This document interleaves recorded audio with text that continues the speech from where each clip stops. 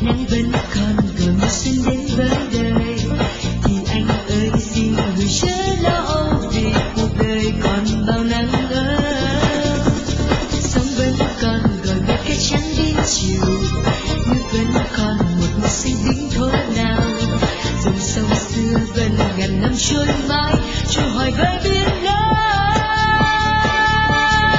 Và mình cùng hát lên nào lời tình tha thiết, cùng hát lên nào lời mình muốn nói, cùng hát lên đi cho đêm vui ngất trời và ngày thêm ước mơ.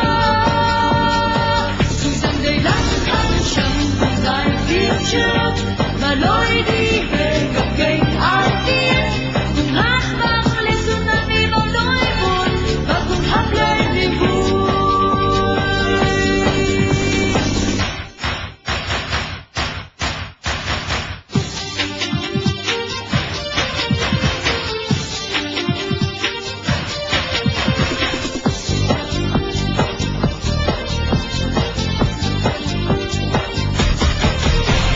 Gió vẫn còn gọi mùa thu đến khắp trời, nắng vẫn còn gọi mùa xuân đến với đời, thì anh ơi xin gửi chớ lo âu vì cuộc đời còn bao nắng ấm.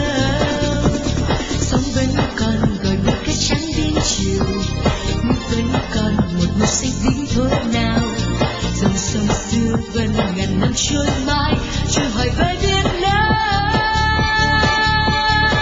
Và mình cùng hát lên nào lời tình tha thiết, cùng hát lên nào lời mình muốn nói, cùng hát lên đi cho đêm vui ngất trời và ngày thêm ước mơ.